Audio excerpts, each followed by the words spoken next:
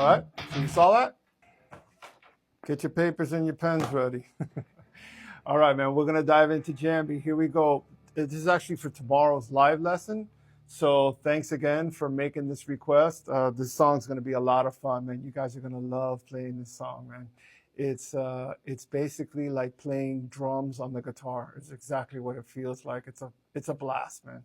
So there are certain parts of the song that get a little tricky with the timing.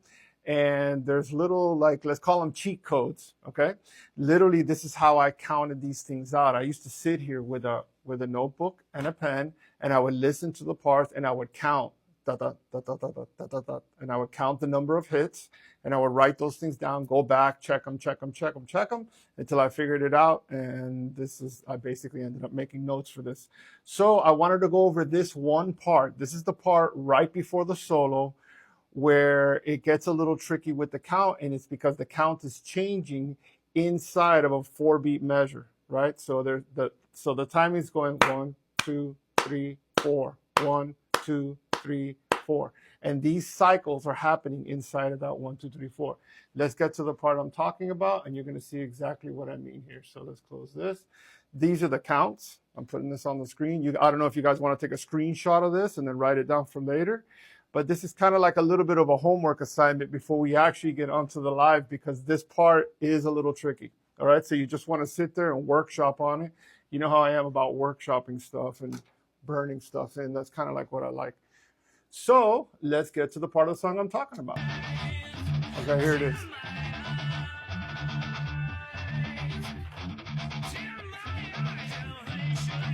Well, I'll talk real quick about the part that's playing here now, but let's talk about this.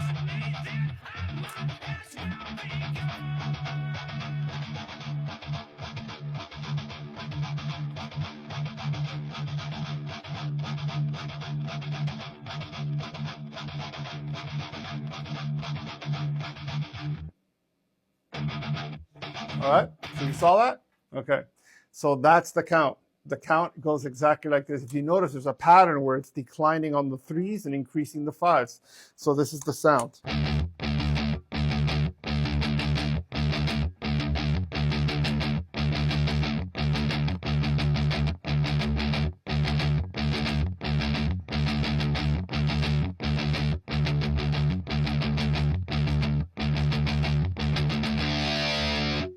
Okay, so you heard that is 1, 2, 3, 1, 2, 3, 1, 2, 3, 1, 2, 3, 4, 5. 1, 2, 3, 1, 2, 3, 1, 2, 3, 4, 5, 1, 2, 3, 4, 5, 1, 2, 3, 1, 2, 3, 4, 5, 1, 2, 3, 4, 5.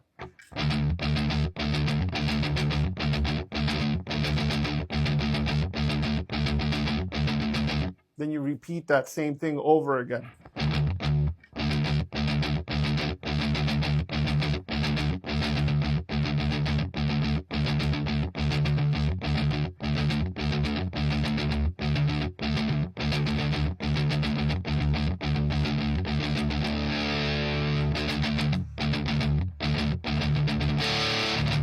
Then we get into that, all right? So this part, like I keep saying, I'm just touching on this one part of the song, right? Maybe we'll look at another couple little parts. Oh, you know what we're going to talk about? The solo. Right after this, we get into the solo, and we use unison bends on the solo. So maybe I'll talk about that real quick so you guys can get used to what that concept is. What is a unison bend? Maybe some of you don't know what that is, but we'll go over what that is and how to generate that sound.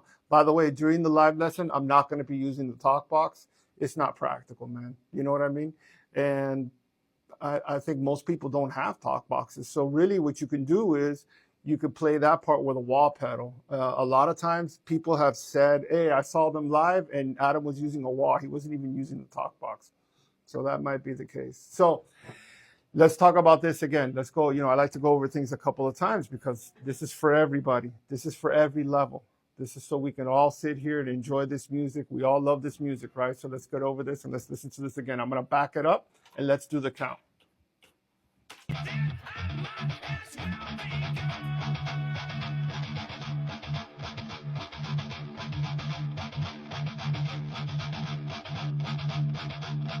You hear it?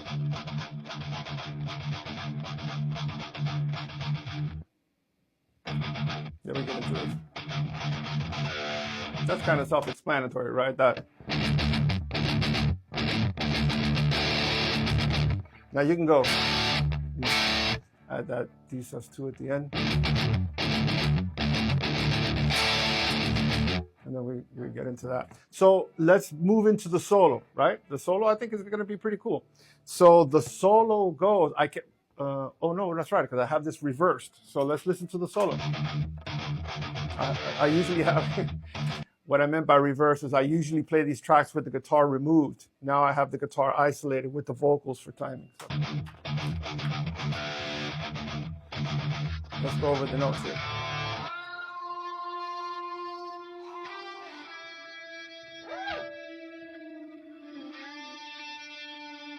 All right, let's stop right there. So what the notes are, the notes start on,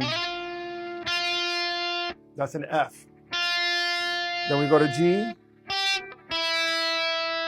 Then we go down to D.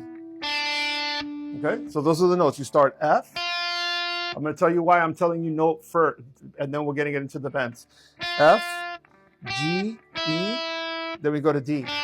All right, now we're going to do what's called a unison bend. A unison bend is basically where I get the note that is one whole step under the target note I'm shooting for, and I bend into it.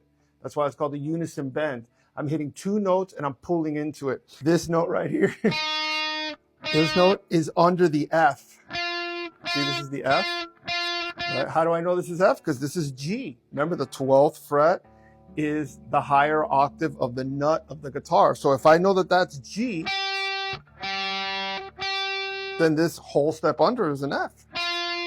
Right? I'm pulling into this F. So I need to get down here one whole step under it. So when I pull up, there's the F.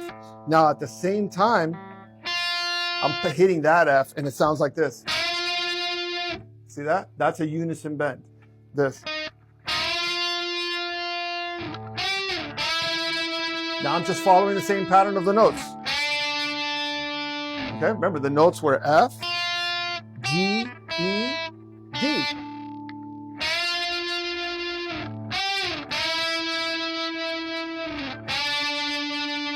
See, it's actually a pretty simple concept, but you got to understand what's happening with the notes and what it is you're shooting for. So that's why I always say, instead of getting into, oh, let's do this pattern on the 5th fret and the 4th fret, let's talk about the notes, man. All right, so that's the notes. F, G, E. Now we're going to resolve on the D. Okay, now we're going to do a walk-up. We're going to go D, E, F. G again. E. Now on this one, we're going to do this little like reverse arpeggio. See, I'm hitting the open E. And then I have the E hit right here. All right, that's a pretty simple concept. I'm gonna do the second round of the solo.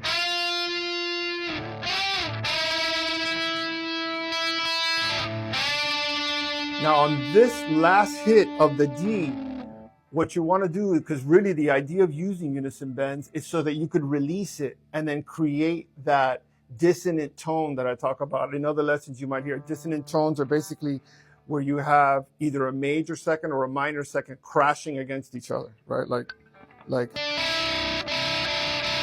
two notes crashing against each other. Well, when you're doing a unison bend, you have an opportunity to create that by releasing the note that you're bending. Listen. Hear it? That? Okay, that happens on the second time that you hit the D, where you're going to slide into the second half of the solo. All right, so let me just recreate that part again. This is the second half of the unison bends.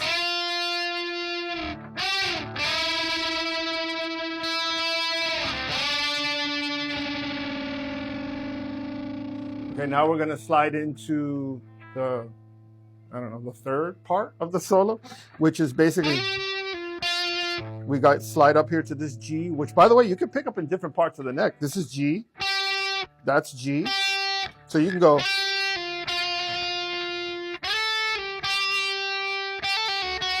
You can do it there, but you want to play it here because of what happens next. So here we're going. By the way, there's no effects. This is just distortion. Now what you do here is a trill, and you land on the F sharp. Now here you're going to pick up this C, which is a tritone. Then you go, which is, this is the higher octave of D. Then you pull it open.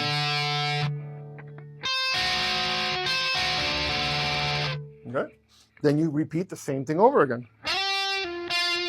Might want to put a little funk into it, right? By sliding into it.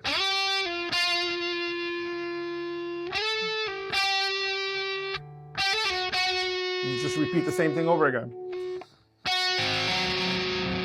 That's a tritone walk down, right? A tritone is when you play the tonic and the flattened fifth, the diminished fifth, which has this very distinctive sound to it. You hear all that dissonance? Adam Jones loves using this kind of stuff. All right, so it goes.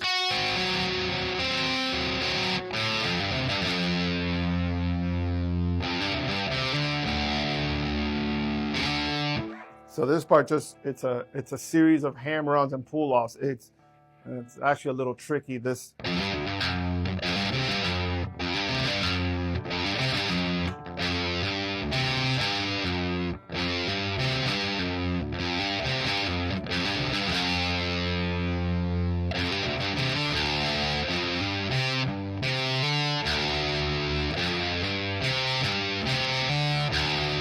Then some people slide into this D note right here. I slide into the 12th fret. If you ever see a video of me playing it, I always slide up to the 12th fret because you get a longer wong. Oh, let's play that part.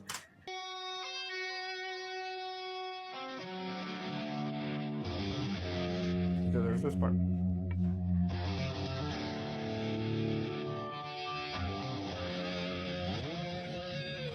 Yeah.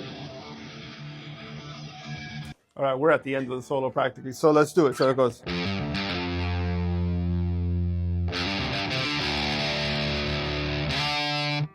I like to go.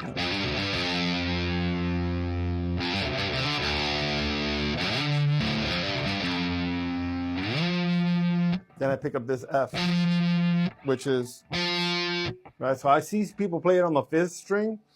I just like the resonance and the action that happens on the 6th string. It's the same notes, it's just a different place to pick them up, right? That's what's fun about playing these songs, man. You get to explore the fretboard and learn like where all these notes are, man, because that lets you branch out into different styles of playing, right? Because remember, man, the idea here is to, learn these songs. This is fun, man. We get to play Jambi, we get to learn some stuff. But what I'm really focusing on here is trying to teach you about the guitar. We just happen to do it through these beautiful songs. All right, so let's keep going.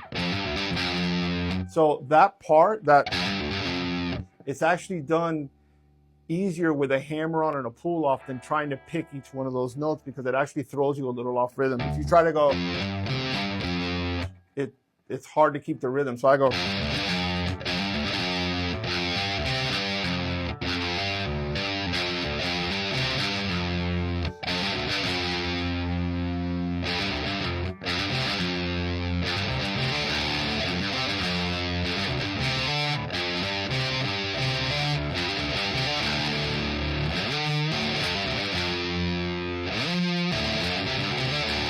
Then you just go.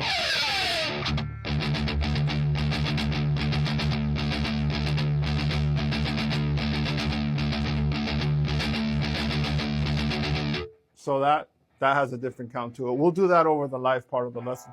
But I just wanted to focus on these two parts of the song before the lesson, because this part is the part that's going to take the most work. So I don't know, you might want to save this video and maybe either check it out before the lesson. We're going to go over it anyway during the lesson, and then maybe save it for after, because this is the most difficult part of this song, right? After this, a lot of it is I'm not saying it's simple, because it's not simple. And again, different people are playing at different levels, but it's more, I don't know what you would call it. I don't want to use the word simple, because it's not simple, but it's a little easier to play than the rest of it. This is where the math is involved. That's why I pulled out the calculator and the pen in the beginning. That was kind of a little joke. A lot of Tool songs are like this, by the way. A lot of Tool songs have special counts to them. And that's the secret of it, is learning the count. So that didn't really work out. That didn't really work out with the dynamic I was expecting. So I'm looking forward to seeing you guys again tomorrow, man, for our second lesson. Tuesday, 8:30 p.m. Eastern Standard Time. We're going over Jambi here at the tool shed, man. I'm really looking forward to seeing you guys here. All right, man. Take care. Remember to practice today. Be good to yourselves and be good to each other. Take care and be well.